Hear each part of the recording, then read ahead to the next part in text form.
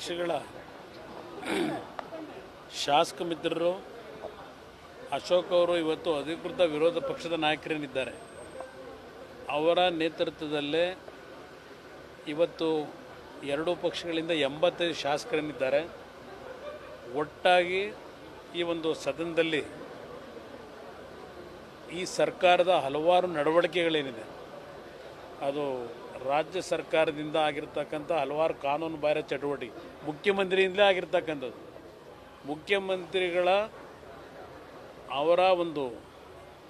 ತೀರ್ಮಾನಗಳಿಂದಲೇ ಆಗಿರ್ತಕ್ಕಂಥ ಈಗೇನು 62 ಕೋಟಿ ಕೇಳಿದ್ದಾರಲ್ಲ ಲ್ಯಾಂಡು ಯಾವ ಒಂದು ಆಧಾರದ ಮೇಲೆ 62 ಕೋಟಿ ದುಡ್ಡು ಕೇಳಿದ್ರು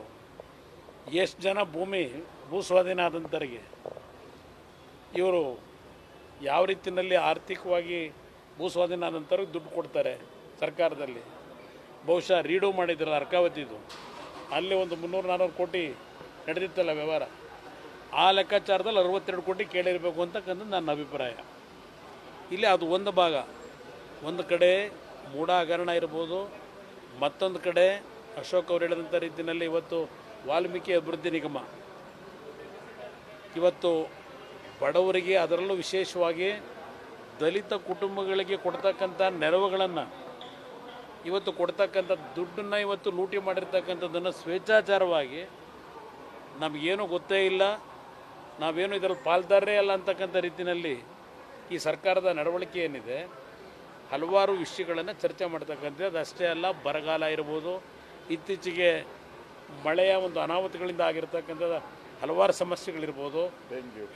ಡೆಂಗ್ಯೂದು ಹಿನ್ನೆಲೆಯಲ್ಲಿ ಸುಮಾರು 7,000ಕ್ಕೂ ಹೆಚ್ಚಿನ ಕುಟುಂಬಗಳಲ್ಲಿ ಆರೋಗ್ಯದ ಸಮಸ್ಯೆಯನ್ನು ಎದುರಿಸಿ 12 ಜನ ಈಗಾಗಲೇ ಮರಣ ಹೊಂದಿರತಕ್ಕಂಥದ್ದು ಇರ್ಬೋದು ರೈತರು 1000ಕ್ಕೂ ಹೆಚ್ಚಿನ ರೈತರು ಈ ಸರ್ಕಾರ ಬಂದ ನಂತರ ಆತ್ಮಹತ್ಯೆಗೆ ಒಳಗಾಗಿರ್ತಕ್ಕಂಥದ್ದು ಇರ್ಬೋದು ಕಾನೂನಿನ ಸಮಸ್ಯೆಗಳಿರ್ಬೋದು 371 ಜೇನಲ್ಲಿ ಆಗಿರ್ತಕ್ಕಂಥ ಒಂದು ವಿಷಯದಲ್ಲಿ ಇವತ್ತು ಅನಾಹುತದ ಬಗ್ಗೆ HK ಪಾಟೀಲ್ರೇ ಪತ್ರ ಬರೆದಿದ್ದಾರೆ ಅವರೇ ಕಾನೂನು ಸಚಿವರು ಅವರೇ ಒಂದು ಪತ್ರ ಬರ್ಕೊಂಡಿದ್ದಾರೆ ಸರ್ಕಾರಕ್ಕೆ ನೀವು ಇನ್ನು ನಮ್ಮ ಚಾನೆಲ್ ಸಬ್ಸ್ಕ್ರೈಬ್ ಮಾಡಿಲ್ಲ ಅಂದ್ರೆ ಈಗಲೇ ಸಬ್ಸ್ಕ್ರೈಬ್ ಮಾಡಿ ಶೇರ್ ಮಾಡಿ ಲೈಕ್ ಮಾಡಿ